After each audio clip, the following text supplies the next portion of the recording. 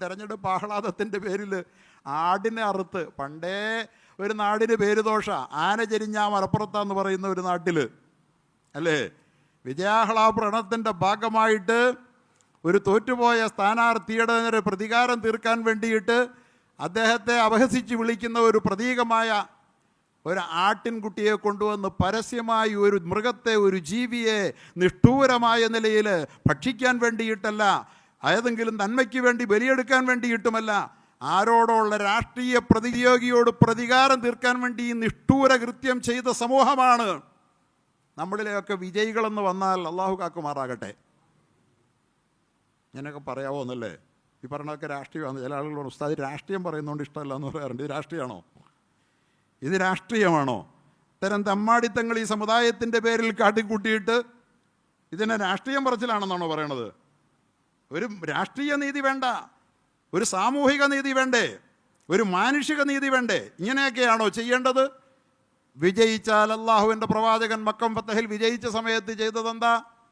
വിജയിച്ച സമയത്ത് റസൂലുള്ളാഹി സ്വല്ലല്ലാഹു അലൈഹി വസല്ലം തങ്ങൾ ഒട്ടകത്തിൻ്റെ പുറത്ത് ഒട്ടകത്തിൻ്റെ പൂഞ്ഞയോട് മുഖം മുട്ടിപ്പോകും, നെഞ്ചു മുട്ടിപ്പോകുമെന്ന് തോന്നുമാറ് കുമ്പിട്ട ശിരസുമായി വിനയാന്വിതനായി പ്രമാണിമാർ പലരും കൂടെ ഉണ്ടെങ്കിലും ഒരു അടിമയെ പിടിച്ച് തൻ്റെ ഒട്ടകത്തിൻ്റെ പിറകിലിരുത്തി കഅബാലയത്തിലേക്ക് വിജയശ്രീലാളിതനായി കടന്നുപോയ ഒരു വിജയിയായ നേതാവിൻ്റെ അനുയായികൾക്ക്, ഞാൻ ഏതെങ്കിലും ഒരു പ്രത്യേക വിഭാഗത്തെ കുറ്റപ്പെടും, നമ്മളൊക്കെ ഇങ്ങനെ ചെയ്യാമെന്നുള്ള, ചെയ്തു കൂടാത്തവർ ചെയ്യുമ്പോൾ കുറച്ച് ഗൗരവം കൂടുതലുള്ളതുകൊണ്ടാണ് പറയുന്നത്, അല്ലാത്തവർക്ക് എന്ത് ചെയ്യാം.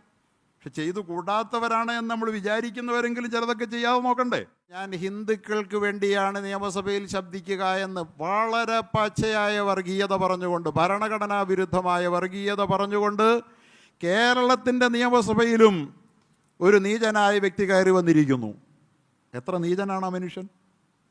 കേരളത്തിൻ്റെ നിയമസഭയിൽ കാര്യം ഇങ്ങനെയൊക്കെയാണ്, അടിയൊഴുക്കുകളെന്ന് നമുക്കറിയാമെങ്കിലും കേരളത്തിൻ്റെ നിയമസഭയിൽ കയറി വന്ന ഒരു MLAയും അത്തരം വൃത്തികേടുകൾ, ഭരണഘടനാ വിരുദ്ധത പറയാൻ തയ്യാറായിട്ടില്ല. എന്നാൽ ഇത് ഭരണഘടനാ വിരുദ്ധതയാണ്, അതുകൊണ്ട് ഇത് ഞങ്ങൾ ചോദ്യം ചെയ്യുമെന്ന് പറയാൻ നമ്മൾ തെരഞ്ഞെടുപ്പിൽ എല്ലാവരും എംബ്ലോക്കായി വോട്ടുകുത്തി വിജയിപ്പിച്ച നമ്മുടെ നേതാക്കന്മാർക്കും തൻ്റെ ഇടവില്ല. ഞങ്ങൾ ഭരിക്കുന്നത് ഭൂരിപക്ഷ സമുദായത്തിന് വേണ്ടിയാണ്. ഏതൊരു ലോകത്താണ് നമ്മൾ ജീവിക്കുന്നത്? എത്ര മനോഹരമായിരുന്ന ഒരു ജനാധിപത്യ രാജ്യത്തിൻ്റെ ഇപ്പോഴത്തെ അവസ്ഥ എത്രമാത്രം ദാരുണവും വർഗീയവും ദുരന്തപൂർണവുമായിരിക്കുന്നു. മാറുന്ന സംസ്കാരം അധികാര കേന്ദ്രങ്ങളെ അത്മട്ടിൽ കീഴ്പ്പെടുത്തിയിരിക്കുന്നു. മനുഷ്യത്വത്തിൻ്റെ കണിക പോലുമില്ലാതെ കേരളത്തിൻ്റെ നിയമസഭയിൽ എത്തിച്ചേർന്ന ദൗർഭാഗ്യകരമാണെന്നൊക്കെയാണ് നമ്മൾ പറയണത്. പക്ഷേ തെരഞ്ഞെടുപ്പിൽ വിജയിച്ച നേതാക്കന്മാരോടൊക്കെ പറയുമ്പോൾ അതത്ര ദൗർഭാഗ്യകരമാണെന്നും അവർക്ക് പോലും തോന്നുന്നില്ല. അവർ പറയുന്നത് രാഷ്ട്രീയ പാർട്ടിയല്ലേ, വരട്ടെ, അവരും പ്രവർത്തിക്കട്ടെ എന്നാ. എന്നാൽ ചില പ്രസ്ഥാനങ്ങളെക്കുറിച്ചൊക്കെ പറയുമ്പോൾ അവരുടെ വോട്ട് വേണ്ട, അവർ അകറ്റി നിർത്തപ്പെടേണ്ടവരാണ്, അവർ രാഷ്ട്രീയ പ്രസ്ഥാനമാണെന്നുള്ളതൊന്നും പറയാൻ അവർക്ക് കഴിയുന്നുമില്ല. അത് ചില ജാതിയോടും ചില മതത്തോടും ചേരുമ്പോൾ ഇത് രാഷ്ട്രീയ പ്രസ്ഥാനമാണെങ്കിൽ അതും രാഷ്ട്രീയ പ്രസ്ഥാനമാണ്. പക്ഷേ അങ്ങനെയൊന്നും വിലയിരുത്താൻ നമ്മുടെ നേതാക്കന്മാർക്കും മതേതര നേതാക്കന്മാർക്കും കഴിയുന്നില്ല. പരിശുദ്ധ ദീനുൽ ഇസ്ലാമിലെ ഏറ്റവും സുപ്രധാനമായ ഹജ്ജ് കർമ്മം നിർവഹിക്കുക എന്ന അതിമഹത്തായ ലക്ഷ്യം മുന്നിൽ വെച്ചുകൊണ്ട് അള്ളാഹു തങ്ങൾക്ക് ജീവിതത്തിൽ നൽകിയ സാമ്പത്തികവും മറ്റുമായ മുഴുവൻ സൗഭാഗ്യങ്ങളെയും അള്ളാഹുവിൻ്റെ വഴിയിൽ ചെലവഴിക്കാൻ സന്നദ്ധമായി തൻ്റെ വീട്ടുകാരോടും കൂട്ടുകാരോടും നാട്ടുകാരോടുമൊക്കെ ചെലവഴിക്കേണ്ടുന്ന തൻ്റെ വിലപ്പെട്ട സമയം അള്ളാഹുവിന് വേണ്ടി അടർത്തിയെടുത്ത് ലോകമെമ്പാടുമുള്ള നമ്മുടെ പ്രിയപ്പെട്ട ഹാജിമാർ സ്വയം സമർപ്പിതരായി അള്ളാഹുവിൻ്റെ പരിശുദ്ധ ഹറമുകളിലേക്ക് പ്രവഹിച്ചുകൊണ്ടിരിക്കുകയും വലിയ ഒരളവ് അവിടെ എത്തിച്ചേരുകയും ചെയ്തു കഴിഞ്ഞിരിക്കുന്ന സവിശേഷമായ ഒരു സന്ദർഭത്തിലാണ് നാം ഓരോരുത്തരുമുള്ളത്.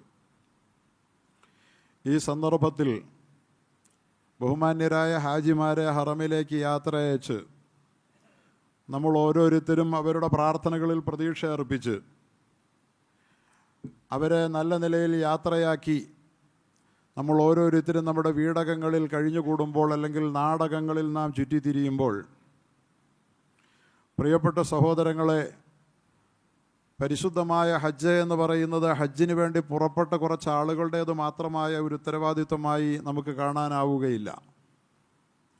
മറിച്ച് ഹജ്ജ് എന്ന് പറയുന്നത് ഓരോ വർഷവും നമ്മിലേക്ക് മടങ്ങിയെത്തിക്കൊണ്ട് നമ്മെ മാടി വിളിക്കുന്ന മനോഹരമായ ഹജ്ജ് എന്ന ആശയം അത് ലോകത്തുള്ള മുഴുവൻ മനുഷ്യരുടെയും മനസ്സിൽ മനോഹരമായ ഒരുപാട് ആശയങ്ങൾ ആവിഷ്കരിക്കുകയും മനസ്സുകൊണ്ട് നമ്മൾ ആ പരിശുദ്ധമായ ഭൂമിയുമായി പരിശുദ്ധ സങ്കേതവുമായി ബന്ധം സ്ഥാപിക്കുകയും ചെയ്യുന്നതിന് വേണ്ടി അല്ലാഹു സുബ്ഹാനഹു വ തആല മുഴുവൻ മനുഷ്യർക്കും വേണ്ടി നൽകിയിരിക്കുന്ന സുവർണാവസരമാണ്. അതുകൊണ്ട് തന്നെ ഹാജിമാരെ യാത്രയാക്കുമ്പോൾ നാം പറയാറുണ്ട്, കേട്ടിട്ടുമുണ്ടാകും, അൽ ഹുജ്ജാജു വൽ ഉമ്മാറു വഫദുല്ലാ. ഹജ്ജിന് പോകുന്നവരും ഉംറയ്ക്ക് പോകുന്നവരും അള്ളാഹുവിലേക്ക് പോയ നാടിൻ്റെ ഡെലിഗേറ്റ്സാണ്, പ്രതിനിധി സംഘങ്ങളാണ്. എന്ന് പറഞ്ഞാൽ പോയവർ നാടിനെ പ്രതിനിധീകരിക്കുന്നു എന്നാണ് അതിനർത്ഥം. അപ്പോൾ നാടിനെ നമ്മുടെ പ്രതിനിധികൾ പോയി അതിൻ്റെ ഏറ്റവും ഉത്തരവാദിത്തപ്പെട്ട അധികാര കേന്ദ്രത്തിൽ പ്രതിനിധീകരിക്കുമ്പോൾ നാട്ടുകാരെന്താകണം?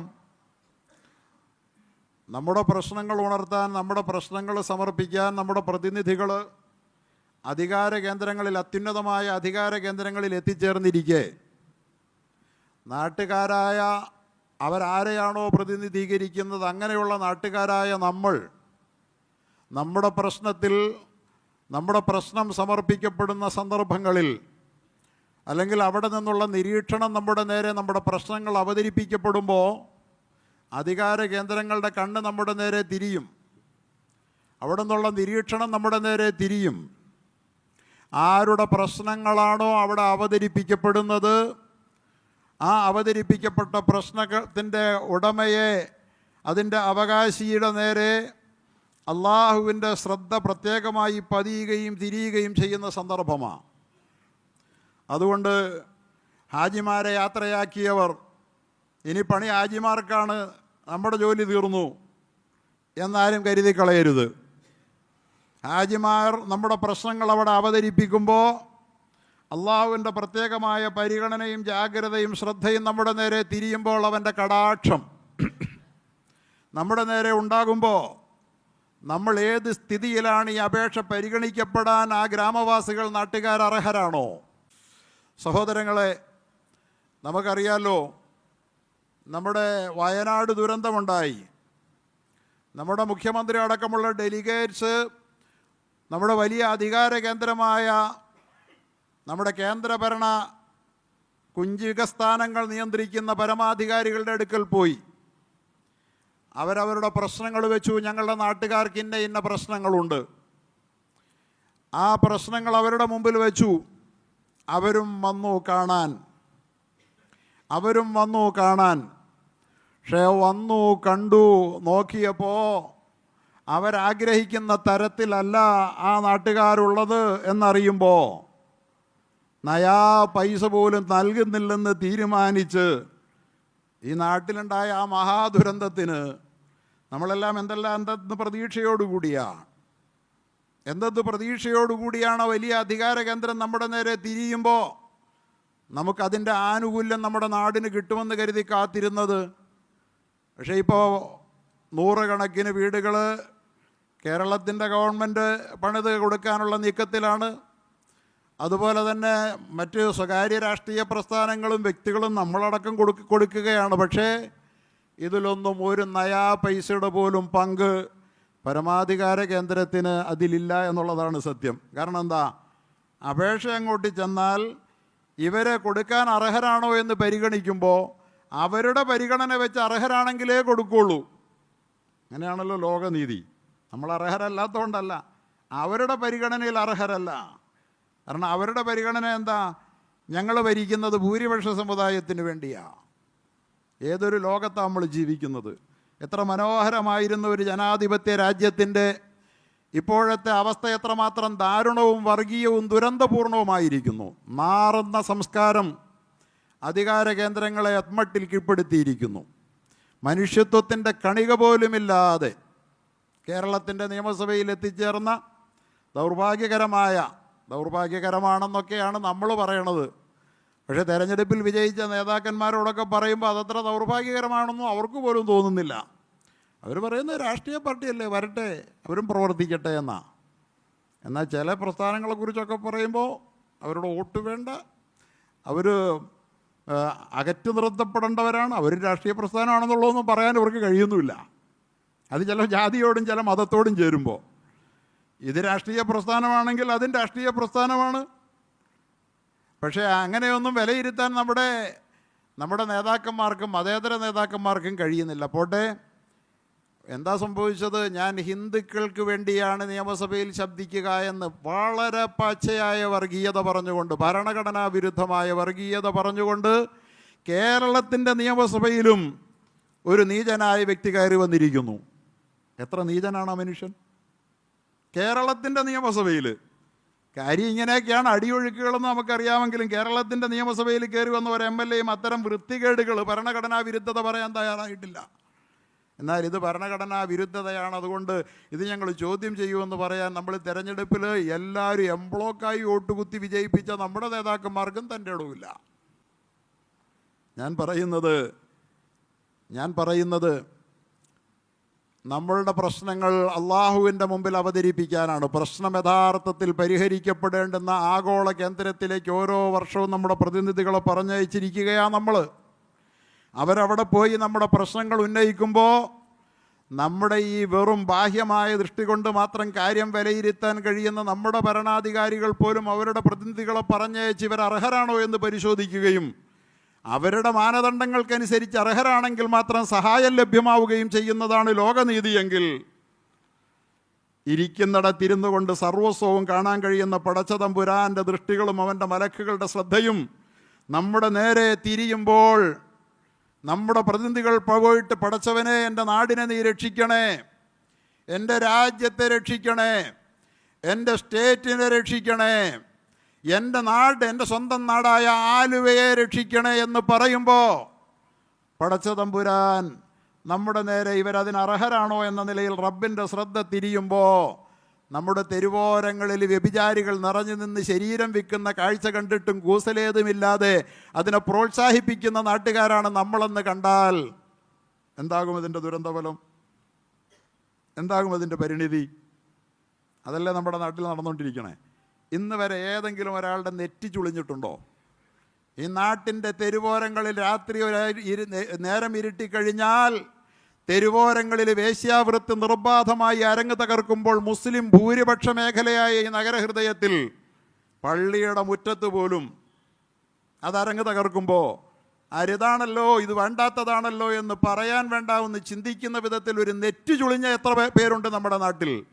അതുകൊണ്ട് എൻ്റെ പ്രിയപ്പെട്ട സഹോദരങ്ങളോട് ഞാൻ പറയുന്നത്, ഹജ്ജിൻ്റെ ഈ മഹത്തായ സമയം, ഈ സന്ദർഭം, അള്ളാഹു നമ്മുടെ കാര്യത്തിൽ തീരുമാനങ്ങൾ അനുകൂലമാക്കണമോ പ്രതികൂലമാക്കണമോ എന്ന് തീരുമാനിക്കുന്ന മഹത്തായ സന്ദർഭത്തിൻ്റെ പ്രതിനിധികളായി അള്ളാഹുവിൻ്റെ ശ്രദ്ധയെ അനുകൂലമാക്കാൻ വേണ്ടിയിട്ട് നമ്മൾ പറഞ്ഞേറ്റവർ അവർ വെറുതെ ഇരിക്കില്ല. നമ്മുടെ പ്രശ്നം അവിടെ വയ്ക്കും. അതാണ് നമ്മുടെ ബുദ്ധിമുട്ട്. വെച്ചില്ല കുഴപ്പമില്ല, അള്ളാഹ് പ്രത്യേകിച്ച് പരിഗണിക്കുന്നില്ല. അള്ളാഹെ വിളിച്ചാലല്ലേ അള്ളാഹ് നോക്കുള്ളൂ എന്ന് വിചാരിച്ച് വെറുതെ ഇരിക്കുക. പക്ഷെ നമ്മുടെ കാര്യത്തിൽ ഇടപെടൽ നടത്താൻ വേണ്ടി നമ്മൾ ഇടപെടൽ ശക്തികളെ പറഞ്ഞു വിട്ടിട്ടുണ്ടെങ്കിൽ അള്ളാഹു നമ്മെ ശ്രദ്ധിക്കുക തന്നെ ചെയ്യും. നാം തിരുത്തുന്നുണ്ടോ, ഇവരെ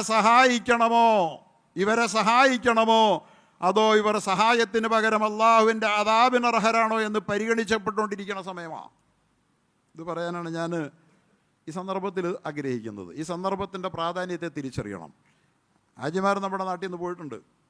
അവർ നമുക്ക് വേണ്ടി പറയും, വ്യക്തി വേണ്ടി പറയും, കുടുംബത്തിന് വേണ്ടി പറയും. കുടുംബത്തിൽ നിന്ന് പോയവർ പേടിക്കണം. അവർ നമ്മുടെ കാര്യം പറയുമ്പോൾ പടച്ചവൻ നമ്മളെ ശ്രദ്ധിക്കും. വീട്ടിൽ നിന്ന് പോയവർ ശ്രദ്ധിക്കണം. അവർ നമ്മുടെ കാര്യം പറയുമ്പോൾ പടച്ചവൻ നമ്മളെ ശ്രദ്ധിക്കും. നമ്മളെങ്ങനെ ഇരിക്കുന്നു, ഈ ദുആയ്ക്ക് അനുസരണമായി ഈ മെമ്മോറാണ്ടം പരിഹരിക്കാൻ അർഹമാണോ എന്ന് പടച്ചവൻ നോക്കും. നാട്ടിൽ നിന്ന് പോയവർ നാടിന് വേണ്ടി പറഞ്ഞാൽ, രാജ്യത്തുനിന്ന് പോയവർ രാജ്യത്തിന് വേണ്ടി പറഞ്ഞാൽ രാജ്യനിവാസികളെ നോക്കും. സ്റ്റേറ്റിൽ നിന്ന് പോയവർ സ്റ്റേറ്റിന് വേണ്ടി പറഞ്ഞാൽ അല്ലാഹു സ്റ്റേറ്റ് നിവാസികളെ നോക്കും. അപ്പോഴല്ലേ തെരഞ്ഞെടുപ്പ് ആഹ്ലാദത്തിൻ്റെ പേരിൽ ആടിനെ അറുത്ത്, പണ്ടേ ഒരു നാടിന് പേര് ദോഷ, ആന ചെരിഞ്ഞാ മലപ്പുറത്താന്ന് പറയുന്ന ഒരു നാട്ടിൽ അല്ലേ, വിജയാഹ്ലാദത്തിൻ്റെ ഭാഗമായിട്ട് ഒരു തോറ്റുപോയ സ്ഥാനാർത്ഥിയുടെ നേരെ പ്രതികാരം തീർക്കാൻ വേണ്ടിയിട്ട് അദ്ദേഹത്തെ അപഹസിച്ച് വിളിക്കുന്ന ഒരു പ്രതീകമായ ഒരു ആട്ടിൻകുട്ടിയെ കൊണ്ടുവന്ന് പരസ്യമായി ഒരു മൃഗത്തെ, ഒരു ജീവിയെ നിഷ്ഠൂരമായ നിലയിൽ ഭക്ഷിക്കാൻ വേണ്ടിയിട്ടല്ല, ഏതെങ്കിലും നന്മയ്ക്ക് വേണ്ടി ബലിയെടുക്കാൻ വേണ്ടിയിട്ടുമല്ല, ആരോടുള്ള രാഷ്ട്രീയ പ്രതിയോഗിയോട് പ്രതികാരം തീർക്കാൻ വേണ്ടി ഈ നിഷ്ഠൂര കൃത്യം ചെയ്ത സമൂഹമാണ്. നമ്മളിലെയൊക്കെ വിജയികളെന്ന് വന്നാൽ അള്ളാഹു കാക്കുമാറാകട്ടെ. ഞാനൊക്കെ പറയാവോ എന്നല്ലേ? ഈ പറഞ്ഞതൊക്കെ രാഷ്ട്രീയമാണ്. ചില ആളുകളോട് ഉസ്താദ് രാഷ്ട്രീയം പറയുന്നതുകൊണ്ട് ഇഷ്ടമല്ല എന്ന് പറയാറുണ്ട്. ഇത് രാഷ്ട്രീയമാണോ? ഇത് രാഷ്ട്രീയമാണോ? ഇത്തരം തെമ്മാടിത്തങ്ങൾ ഈ സമുദായത്തിൻ്റെ പേരിൽ കാട്ടിക്കൂട്ടിയിട്ട് ഇതിനെ രാഷ്ട്രീയം പറച്ചിലാണെന്നാണോ പറയണത്? ഒരു രാഷ്ട്രീയ നീതി വേണ്ട, ഒരു സാമൂഹിക നീതി വേണ്ടേ, ഒരു മാനുഷിക നീതി വേണ്ടേ? ഇങ്ങനെയൊക്കെയാണോ ചെയ്യേണ്ടത്? വിജയിച്ചാൽ അള്ളാഹുവിൻ്റെ പ്രവാചകൻ മക്കം ഫത്തഹിൽ വിജയിച്ച സമയത്ത് ചെയ്തതെന്താ? വിജയിച്ച സമയത്ത് റസൂലുള്ളാഹി സ്വല്ലല്ലാഹു അലൈഹി വസല്ലം തങ്ങൾ ഒട്ടകത്തിൻ്റെ പുറത്ത് ഒട്ടകത്തിൻ്റെ പൂഞ്ഞയോട് മുഖം മുട്ടിപ്പോകും, നെഞ്ചു മുട്ടിപ്പോകുമെന്ന് തോന്നുമാറ് കുമ്പിട്ട ശിരസുമായി വിനയാന്വിതനായി പ്രമാണിമാർ പലരും കൂടെ ഉണ്ടെങ്കിലും ഒരടിമയെ പിടിച്ച് തൻ്റെ ഒട്ടകത്തിൻ്റെ പിറകിലിരുത്തി കഅബാലയത്തിലേക്ക് വിജയ ശ്രീലാളിതനായി കടന്നുപോയ ഒരു വിജയിയായ നേതാവിൻ്റെ അനുയായികൾക്ക്, ഞാൻ ഏതെങ്കിലും ഒരു പ്രത്യേക വിഭാഗത്തെ കുറ്റപ്പെടും, നമ്മളൊക്കെ ഇങ്ങനെ ചെയ്യാവോന്നുള്ള, ചെയ്തു കൂടാത്തവർ ചെയ്യുമ്പോൾ കുറച്ച് ഗൗരവം കൂടുതലുള്ളതുകൊണ്ടാണ് പറയുന്നത്. അല്ലാത്തവർക്ക് എന്ത് ചെയ്യാം? പക്ഷെ ചെയ്തു കൂടാത്തവരാണ് എന്ന് നമ്മൾ വിചാരിക്കുന്നവരെങ്കിലും ചിലതൊക്കെ ചെയ്യാതെ നോക്കണ്ടേ? അപ്പോൾ എൻ്റെ പ്രിയപ്പെട്ട സഹോദരങ്ങളെ, പരിശുദ്ധ ഹജ്ജിന് വലിയ സന്ദേശമുണ്ട്. നമ്മൾ പോകുന്നത് പരിശുദ്ധമായ ഒരു കഅബാലയത്തിലേക്കാണ്. മുഴുവൻ മനുഷ്യരാശിയെയും ഒന്നിപ്പിക്കുന്ന ഒരു അത്ഭുത പ്രതീകത്തിലേക്കാണ് നമ്മൾ പോകുന്നത്. ആ കഅബ എന്ന് പറഞ്ഞാൽ എന്താ? കറുകറുത്ത പരുക്കൻ കല്ലുകൾ ലളിതമായി അടുക്കി വെച്ച് വിടവുകളിൽ കുമ്പായം തേച്ച കഅബ അകം ശൂന്യമായ ഒരു സമചത്വരം മാത്രമാണ്. ഇത്രയപ്പുറത്തുള്ളൂ, ഒന്നുമില്ല. ജീവിതത്തിൽ ഏതെങ്കിലും ഒരു നിമിഷം പടച്ചവനെ എന്നവിടെ എത്തിക്കുകയും നിൻ്റെ പ്രിയപ്പെട്ട ഭവനം അതൊന്ന് കാണാൻ എനിക്ക് ഭാഗ്യം ലഭിക്കുകയും ചെയ്യണമേ എന്ന് പ്രാർത്ഥിച്ചു കൊണ്ട് പോകുന്ന ഒരു ഹാജി അവിടെ ചെല്ലുമ്പോൾ സ്വാഭാവികമായിട്ടും അവനൊന്ന് അമ്പരന്ന് പോവുക തന്നെയും ചെയ്യും. ഇതാണോ ഞാൻ കാത്തിരുന്ന ആ ഭവനം? ഒരു സമചതുരം മാത്രം, 4 ദിശയിലേക്കും മുഖം തിരിച്ചു നിൽക്കുന്ന ഒരുപോലെ സമചതുരം, അതുപോലെ തന്നെ ഒരു മേൽക്കൂരയുള്ള താഴ്ഭാഗവുമുള്ള 6 ദിശയും ഒരുപോലെയുള്ള, പക്ഷേ ഇവിടെ മറ്റൊന്നുമില്ല. അഥവാ അള്ളാഹുവിൽ നിന്ന് ശ്രദ്ധ തെറ്റിക്കുന്ന യാതൊന്നുമില്ലാത്ത ഒരു ഭവനമായിട്ടാണ് നമ്മൾ കാണുന്നത്. അതിന് പക്ഷേ 6 വശങ്ങളുണ്ട്. പക്ഷേ എല്ലാ വശങ്ങളെയും പ്രതിനിധീകരിച്ചുകൊണ്ട് എല്ലാ ലോകത്തിൻ്റെ മുഴുവൻ 6 ദിശകളാണ് ലോകത്തിൽ ജിഹാത്തുസിത്ത്. ആ 6 ദിശകളെയും ഈ ഭവനം പ്രതിനിധീകരിക്കുന്നുണ്ട്, തുല്യമായി പ്രതിനിധീകരിക്കുമ്പോൾ ആ ഭവനത്തിന് പക്ഷേ ദിശ നഷ്ടപ്പെടുകയാണ്. അതിന് ദിശയില്ല. അതിൻ്റെ അകത്ത് കയറിയാൽ അങ്ങോട്ട് നിസ്കരിക്കാം, ഇങ്ങോട്ട് നിസ്കരിക്കാം, ഏത് കോണിലേക്കും തിരിഞ്ഞ് അകത്ത് കയറിയവർക്ക് നിസ്കരിക്കാം. അതിൻ്റെ ചുറ്റും നിൽക്കുന്നവർക്ക് ഏത് ചുറ്റും നിന്ന് നിസ്കരിക്കാം. പുറത്തേക്ക് വന്നാൽ അതിൻ്റെ നേരെ തന്നെ തിരിഞ്ഞ് നിസ്കരിക്കണം. ഒന്നുകിൽ കിഴക്കോട്ട് വേണം, അല്ലെങ്കിൽ പടിഞ്ഞാട്ട് വേണം, അല്ലെങ്കിൽ വടക്കോട്ട് വേണം, അല്ലെങ്കിൽ അങ്ങനെ തെക്കോട്ട് വേണം. കൃത്യമായ ദിശ അതിൻ്റെ നേരെ തിരിക്കണം. പക്ഷെ അതിന് ദിശ നഷ്ടമാവുകയാണ്. അതിനുള്ളിൽ നിസ്കരിക്കുന്നവന് ദിശ വേണ്ട, എങ്ങോട്ടുമാകാം. അതിൻ്റെ ചുറ്റും നിസ്കരിക്കുന്നവർക്കും അതിന് നേരെ ആയാൽ മതി, പ്രത്യേകമായ ദിശ വേണ്ട. അഥവാ ലോകത്തിൻ്റെ മുഴുവൻ ദിശകളുടെയും പ്രതീകങ്ങളായി എല്ലായിടത്തേക്കും ദിശ തിരിച്ചു നിൽക്കുമ്പോഴും സ്വന്തമായി ഒരു ദിശയില്ലാത്ത വിധത്തിൽ അള്ളാഹുവിൻ്റെ പ്രതീകവൽക്കരണത്തിന് എത്രയും മനോഹരമായ ഒരു ഭവനത്തിലേക്ക് നാം പോകുമ്പോൾ വലില്ലാഹിൽ മശ്രിഖു വൽ മഗ്രിബു വലില്ലാഹിൽ മശ്രിഖു വൽ മഗ്രിബു, കിഴക്കും പടിഞ്ഞാറും അള്ളാഹുവിനുള്ളതാണ്. കിഴക്കും പടിഞ്ഞാറും പറഞ്ഞിട്ട് തെക്കും വടക്കും പറയാത്തതല്ല, കിഴക്കും പടിഞ്ഞാറും എന്ന് പറഞ്ഞ ദിശകളൊക്കെ അള്ളാഹുവിനുള്ളതാണ്. ഫൈനമാ തുവല്ലൂ ഫസമ്മ വജ്ഹുല്ലാഹ്, നിങ്ങളെങ്ങോട്ട് തിരിഞ്ഞാലും അവിടെ അള്ളാഹുവിൻ്റെ മുഖമുണ്ട് കേട്ടോ. എവിടെ തിരിഞ്ഞാലും നിങ്ങളിൽ നിന്ന് നിങ്ങൾക്ക് നിങ്ങൾക്ക് മറയ്ക്കാനാവാത്ത വിധം അള്ളാഹുവിൻ്റെ മുഖം നിങ്ങളുടെ നേരെ കടാക്ഷം പായിച്ചു കൊണ്ട് നിൽക്കുന്നുണ്ട്. ഇന്നല്ലാഹു വാസിഉൻ അലീം, അള്ളാഹു വിസ്തൃതനാണ്, സർവജ്ഞനാണ്. ഏതെങ്കിലും ഒരു പോയിന്റിൽ നിന്നെന്ന് കരുതണ്ട. വാസിആണ്, വിസ്തൃതനാണ്, സർവവ്യാപിയാണ് എന്ന് പറഞ്ഞാൽ അദ്വൈതക്കാർ പറഞ്ഞ സർവ്വവ്യാപിയല്ല എന്ന് ഞാനിപ്പോൾ തൽക്കാലം വിശദീകരിക്കുന്നില്ല. എന്നാലും അവൻ സർവ്വവ്യാപിയാണ്. അലീം, അവൻ സർവജ്ഞനായ അള്ളാഹുവിൻ്റെ പ്രതീകവൽക്കരണമായി ആ കഅബ നിന്നിട്ട് അതിന് ചുറ്റും നമ്മുടെ പ്രതിനിധികൾ തവാഫ് ചെയ്യുമ്പോൾ അവരെല്ലാം മറക്കുകയാണ്, ദിശ മറക്കുകയാണ്, വേഷം മറക്കുകയാണ്, വർണ്ണം മറക്കുകയാണ്, ഭാഷ മറക്കുകയാണ്. സർവം മറന്ന് സൂര്യന് ചുറ്റും ഗ്രഹങ്ങളെന്നോണം അള്ളാഹുവിന് ചുറ്റും ലോകം മനുഷ്യരാശി കറങ്ങുകയാണ്. എല്ലാം മറന്ന്, സ്വത്വം പോലും മറന്ന് റബ്ബിന് മുമ്പിൽ സമർപ്പിതമാകുന്ന പരിശുദ്ധമായ കഅബയാണ് ലോകത്തെ മാടി വിളിക്കുന്നതെങ്കിൽ അവിടെ അള്ളാഹുവിനുള്ള പ്രതീക്ഷകളാണ്. സർവ്വ പ്രതീക്ഷകളുടെയും കേന്ദ്രബിന്ദുവാകാൻ ഇവിടെ ഒരു അള്ളാഹു നിനക്കുണ്ട് എന്ന് പറഞ്ഞുകൊണ്ട് കഅബാലയം ആരുടേതുമല്ലാത്ത ഒരു ദിശയുടെയും പ്രതിനിധിയല്ലാതെ 6 ദിശയെയും ഒന്നുപോൽ പ്രതിനിധീകരിച്ചെന്നാൽ എല്ലാ ദിശയും നഷ്ടപ്പെട്ട പ്രതീകമായി പരിശുദ്ധമായ കഅബ ഒരു വശത്ത് നിൽക്കുകയാ. അവിടേക്കാണ് നമ്മുടെ ഹാജിമാർ പോകുന്നത്. വെറുതെ ഒരു കൽച്ചുമരല്ല, അതിന് വലിയ അർത്ഥതലങ്ങളുണ്ട്. ലോകത്തുള്ള എല്ലാ കെട്ടിടങ്ങൾക്കും, ലോകത്ത് നമ്മൾ കണ്ടിട്ടുള്ള എല്ലാ കെട്ടിടങ്ങൾക്കും ഒരു ദിശയുണ്ട്. പക്ഷേ ഈ ലോകത്ത് ദിശയില്ലാത്ത ഭൂമിയിലെ ഒരേ ഒരു കെട്ടിടമാ പരിശുദ്ധ കഅബ. ആ കഅബാലയം അള്ളാഹുവിൻ്റെ തിരുസാന്നിധ്യത്തിൻ്റെ പ്രതീകമായി നിൽക്കുകയാണ്. അള്ളാഹു നൂറു സമാവാതി വൽ അർള്, അള്ളാഹു ആകാശഭൂമികളുടെ പ്രകാശമാണ്. മസലു നൂരിഹി കമിഷ്കാത്ത് എന്ന് പറഞ്ഞിട്ട് അള്ളാഹു ഇത് വിശദീകരിക്കുന്നുണ്ട്, പറയാൻ നേരമില്ല. അവനൊരു മിഷ്കാത്ത് പോലെയാണ്, ഒരു മിഷ്കാത്ത് പോലെയാണ്, വിളക്ക് മാടം പോലെയാണ്.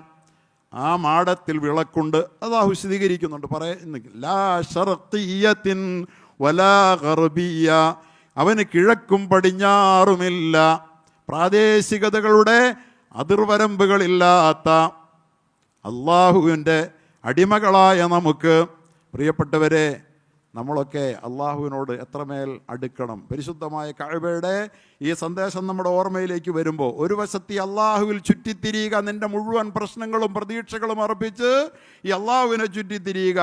അത് കഴിഞ്ഞാൽ നീ പോകേണ്ടത് സഅയിലേക്കാണ്, സഫാ മറുവകൾക്കിടയിലാണ്.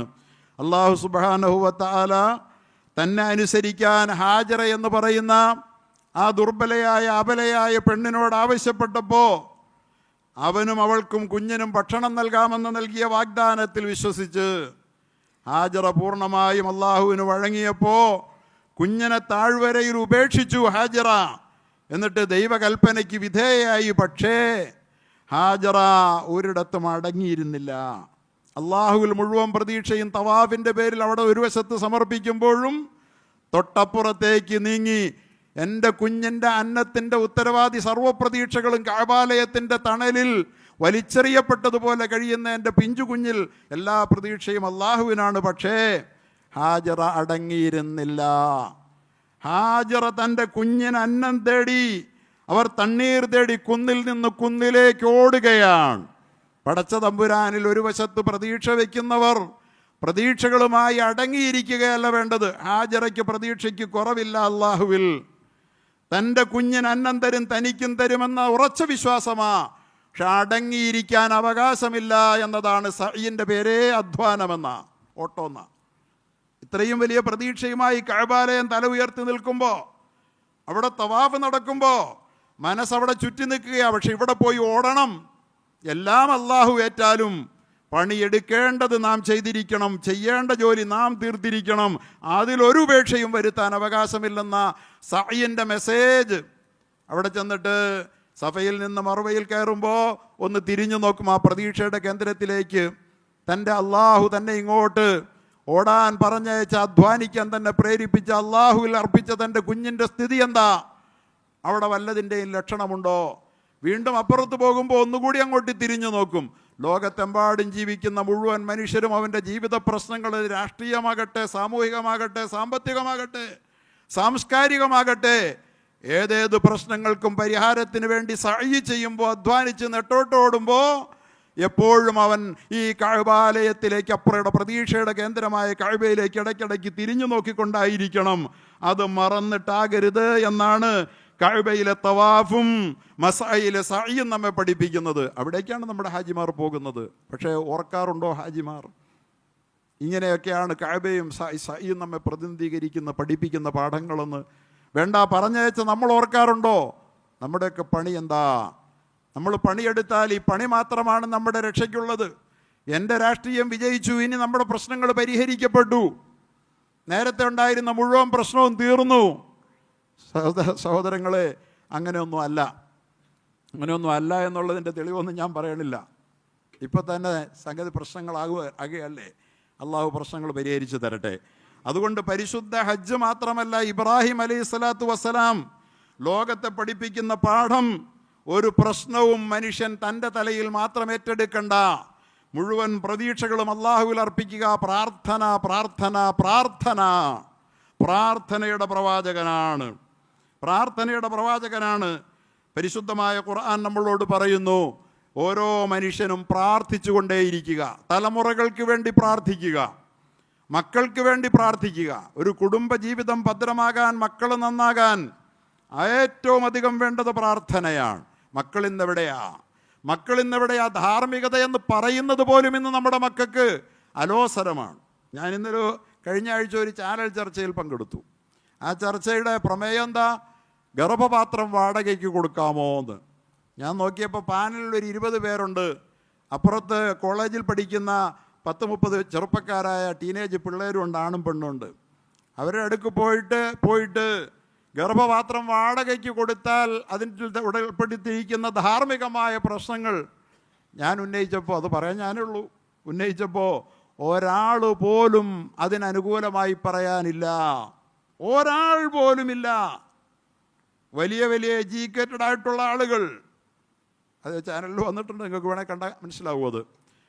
പ്രിയപ്പെട്ടവരെ, ഇതാണ് അവസ്ഥ നമ്മുടെ തലമുറകളെ നന്നാകണമെന്ന് ആഗ്രഹിച്ചാൽ വിജയാഘോഷത്തിൽ ആടിനെ അറുത്തൊരു ജീവിയോട് ക്രൂരത കാട്ടിയല്ല നമ്മളത് തെളിയിക്കേണ്ടത്.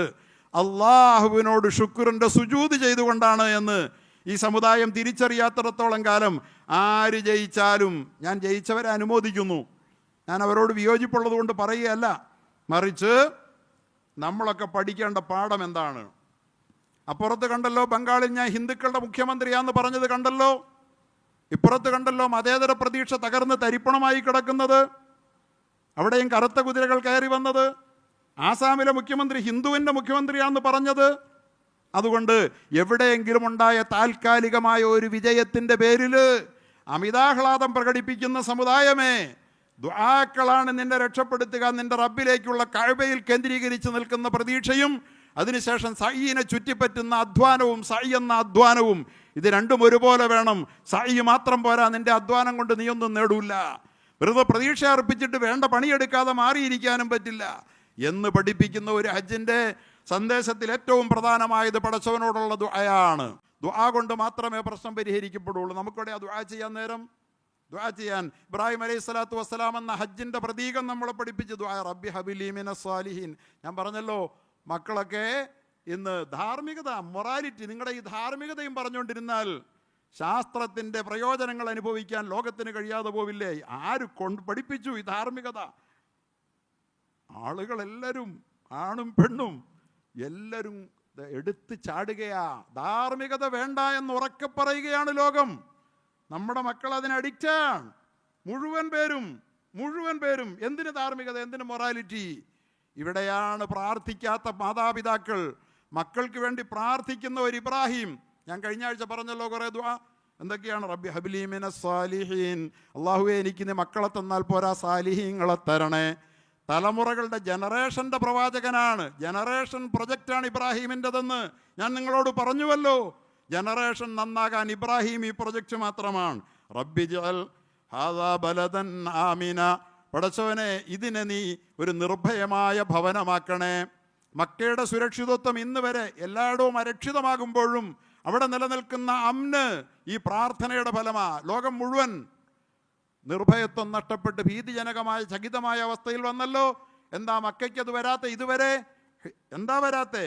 റബ്ബി ജഅൽ, ഈ 1400 കൊല്ലമായി റബ്ബി ജഅൽ ഹാദാ ബലദൻ ആമിന വർസുഖ് അഹ്ലഹു മിനസ് സമറാത്ത്. ഞാൻ എന്തെങ്കിലും ചെയ്തത് കൊണ്ടായില്ല. എൻ്റെ റബ്ബേ, എൻ്റെ മക്കൾക്ക് അന്നം കൊടുക്ക്, ഈ ഭവനത്തെ നീ നിർഭയമാക്ക്. റബ്ബി ജഅൽ ഹാദൽ ബലദ ആമിന. പിന്നെ അങ്ങനെയും ദുആ ചെയ്യും, വജുനുബ്നി വബനിയ അന്നഅ്ബുദൽ അസ്നാം. എന്നെയും എൻ്റെ മക്കളെയും വിഗ്രഹം ആരാധിക്കുന്നവരാക്കരുതേ അല്ലാ. തെരഞ്ഞെടുപ്പ് ജയിക്കാൻ വേണ്ടി തുലാഭാരം നടത്തുന്നവരാക്കല്ലേ അല്ലാ. തെരഞ്ഞെടുപ്പ് ജയിക്കാൻ അതിനു മുമ്പൊന്നും ചെയ്തിട്ടില്ലാത്ത ഗുരുവായൂർ ക്ഷേത്രത്തിൽ പോയി പൂജ നടത്തുന്ന, തൊഴുതു നിൽക്കുന്നവനാക്കല്ലേ അല്ലാ. തെരഞ്ഞെടുപ്പിന് മുമ്പ് ഈ പൂജയൊന്നുമില്ല. തെരഞ്ഞെടുപ്പിന് നോമിനേഷൻ കൊടുത്താൽ പിന്നെ പൂജ. കാര്യം സാധിക്കാൻ വേണ്ടിയിട്ട് കപടനല്ലേ, ഏറ്റവും വലിയ കപടനല്ലേ? അല്ലെ നേരത്തെയും പൂജിക്കാൻ പോകണം, ഇനിയും പൂജിക്കാൻ പോകണം. തെരഞ്ഞെടുപ്പ് ജയിക്കാൻ വേണ്ടി പാവപ്പെട്ട മതേതരരായ ഹിന്ദുക്കളെ കബളിപ്പിക്കാൻ വേണ്ടിയിട്ട് ഇത്തരത്തിൽ വിഗ്രഹ പൂജയ്ക്ക് കൂട്ടുനിൽക്കുന്നവർ അങ്ങനെ ആക്കല്ലേ അല്ലാ. നല്ല കാരണവന്മാർ പ്രാർത്ഥിച്ചിട്ടുണ്ടാകണം മക്കൾക്ക് വേണ്ടി. ദുആ വേണം. ദുആ ഇല്ലാതെ മക്കൾ നന്നാകൂല. റബ്ബി ജഅൽനി മുഖീമസ്സലാ, പടച്ചവനെ എന്നെ നിസ്കാരം നിലനിർത്തുന്നവൻ ആക്കണേ. നിസ്കരിച്ചങ്ങ് നടന്നാൽ പോരാ, പടച്ചവനെ നിസ്കാരം നിലനിർത്തി പോകാൻ നീ എന്നെ സഹായിക്കണേ.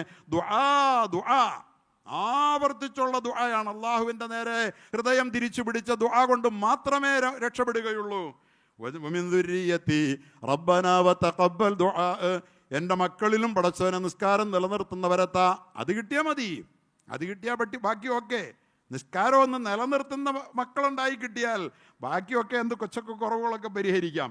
അതൊന്ന് കിട്ടിയാൽ തന്നെ ധാരാളമാണ്. റബ്ബി നഗ്ഫിർലി വലി വാലിദയ്യ വലിൽ മുഅ്മിനീന യൗമ യഖൂമുൽ ഹിസാബ്. എന്തോരം ദുആ മാത്രമേ ഉള്ളൂ ഈ പ്രവാചകന്. അതുപോലെ തന്നെ റബ്ബന തഖബ്ബൽ മിന്ന, കഅബം പണിതിട്ടും തഖബ്ബൽ മിന്ന, സ്വീകരിക്കുമോ പടച്ചവനെ. ദുആയാണ് ഈ പ്രവാചകൻ നമ്മെ പഠിപ്പിച്ച വലിയ പാഠം. ഖുർആൻ ദുആ എത്രമാത്രമാണ് ആവർത്തിച്ച് പറഞ്ഞു തരുന്നത്. പടച്ചവനോട് പ്രാർത്ഥിക്കാൻ, വല്ലവരോടും അല്ല. റബ്ബി ഹബിലി ഹുക്കുമാ, പടച്ചവനെ തത്വജ്ഞാനം നീ എനിക്കിതാ. വൽഹിഖ്നി ബിസ്സാലിഹീൻ, സാലിഹ്യങ്ങളോടൊപ്പം ചേർത്തതാ. വൃത്തികെട്ടവന്മാരെ കമ്പനിയാക്കി തരരുതേ. അവൻ എത്ര പ്രമാണിയായാലും അധികാരിയായാലും അവനോടുള്ള കൂട്ടുകെട്ടിൽ അഭിമാനിക്കുന്നവരാക്കരുതേ പടച്ചവനെ. സാലിഹ്യങ്ങളോടൊപ്പം നടക്കുന്നതിൽ അഭിമാനമുള്ളവരാക്കിത്ത. വജഅൽലി ലിസാന സിദ്ഖിൻ ബിൽ ആഖിരീൻ, പിൽക്കാലക്കാരിൽ അല്ലാഹുവേ നീ എനിക്ക് സൽകീർത്തിതാ. എന്തൊക്കെ ചെയ്താലും കാലം പിന്നീട് ഓർക്കണമെങ്കിൽ നന്മ തന്നെ ചെയ്തിട്ടുണ്ടാകണം. ഇതൊക്കെ ദുആ ചെയ്തു.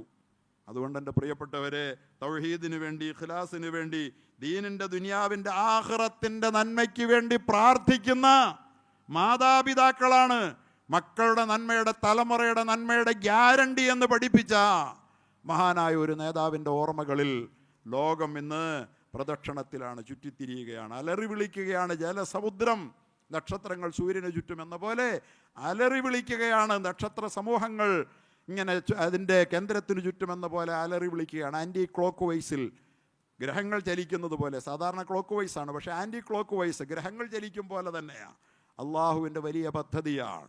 അതുകൊണ്ട് ഹജ്ജിൻ്റെ കാര്യത്തിൽ നമ്മൾ യാത്രയാക്കിയവരുടെ കാര്യം മാത്രം ഓർത്തിട്ട് അവരെ പറഞ്ഞയച്ചു, അവരെല്ലാം ശരിയാക്കി തരുമെന്ന് കരുതാതെ നമ്മളും അള്ളാഹുവിനോടുള്ള ആത്മബന്ധത്തിൽ പ്രാർത്ഥനകളുമായി, നമ്മുടെ കർമ്മവിശുദ്ധിയുമായി അള്ളാഹുവിനോട് ചേർന്ന് നിന്നാൽ നമ്മുടെ പ്രശ്നങ്ങൾക്ക് അത് പരിഹാരമാകും. ആ പരിഹാരം നമ്മെ സന്തോഷത്തിലേക്ക് ആനയിക്കും. അത് നമ്മുടെ നാടിനെ സമാധാനത്തിലേക്ക് കൊണ്ടുവരും. ഇന്നിപ്പോൾ അങ്ങനെ വല്ലാണോ? വർഗീയത കൊടിമുത്തി വഴുകയല്ലേ? മുഖ്യമന്ത്രി അന്വേഷണം നടന്നുകൊണ്ടിരിക്കുമ്പോൾ തന്നെ നമ്മൾ കാണുകയാണല്ലോ ആരെന്നുള്ളത്. ജാതീയ സമവാക്യം നോക്കണം. 5 മന്ത്രിക്ക് അപ്പുറം പോകാമോ? എന്താ പ്രശ്നം? ജാതി സമവാക്യം തെറ്റും. അപ്പോൾ ജാതിയും മതവും നോക്കും. അങ്ങനെയാണെങ്കിൽ ഭൂരിപക്ഷ മതത്തിൽപ്പെട്ട ഒരാൾ മുഖ്യമന്ത്രിയാകണമെന്നുള്ള കാര്യം എന്താ ആ പരിഗണനയിൽ വരാത്ത? 29% ഒരു സമുദായത്തിന് കാലപത്രയായിട്ടൊരു മുഖ്യമന്ത്രി കിട്ടിയിട്ടില്ലല്ലോ. എല്ലാ പാർട്ടിയിലും മുസ്ലിം ഉണ്ടല്ലോ യോഗ്യന്മാർ. അത് വരില്ല. അതേസമയം മുസ്ലിം സമുദായത്തിൻ്റെ മന്ത്രിമാരുടെ എണ്ണം അധികമായി പോയാൽ സമവാക്യം തെറ്റുമോ എന്നുള്ളത് ജാതീയമായി പരിഗണിക്കുകയും ചെയ്യും. ആരിലും പ്രതീക്ഷ അർപ്പിക്കേണ്ട. പ്രതീക്ഷകൾ അല്ലാഹുവിലാണ്. പ്രാർത്ഥനകൾ അവനോട് മുട്ടി നിൽക്കണം. പരിശുദ്ധ ഹജ്ജ് അതിൻ്റെ നല്ല സമയമാണ്. ആരെങ്കിലും ജയിച്ചു എന്നതുകൊണ്ട് നമ്മുടെ രാജ്യത്തിൻ്റെയും സ്റ്റേറ്റിൻ്റെയോ സമാധാനത്തിൻ്റെ അടയാളമായി കാണണ്ട. ആകുമെന്ന് പ്രതീക്ഷിക്കാം, ആകട്ടെ എന്ന് ആഗ്രഹിക്കുകയാണ്. പക്ഷേ തമിഴ്നാട്ടിൽ അങ്ങനെ പ്രതീക്ഷിച്ചിരുന്നല്ലോ നാം, ബംഗാളിൽ പ്രതീക്ഷിച്ചിരുന്നല്ലോ നാം. കാലങ്ങളെല്ലാം കീഴ്മേൽ മറിയുകയാണെന്ന ഓർമ്മയിൽ അള്ളാഹുവിനെ വെറുപ്പിക്കാതിരിക്കണമെന്ന് മാത്രം ഓർമ്മിപ്പിച്ചുകൊണ്ട് ഈ പരിശുദ്ധ സമയം അതിന് ഏറ്റവും പ്രധാനമാണെന്നോർത്ത് പ്രാർത്ഥനകളും അതുപോലെ തന്നെ ഇബാദത്തുകളുമായി അള്ളാഹുവിനെ സന്തോഷിപ്പിച്ചാൽ നമ്മൾ ആഗ്രഹിക്കുന്ന സന്തോഷങ്ങളെല്ലാം ഏറ്റവും അധികമായ അളവിൽ തന്ന് അള്ളാഹു നമ്മുടെ ഭാവിയെ മനോഹരമാക്കി തീർക്കും, ചേതോഹരമാക്കി തീർക്കും, പ്രഫുല്ലമാക്കി തീർക്കും. അള്ളാഹു അത്തരത്തിലേക്ക് ഉയരാനുള്ള ഭാഗ്യം നമുക്കും നമ്മുടെ സമൂഹത്തിൽ നൽകി അനുഗ്രഹിക്കുമാറാകട്ടെ എന്ന ദുആയോടെ വആഖിറു ദഅവതി അനിൽ ഹംദുലില്ലാഹി റബ്ബിൽ ആലമീൻ.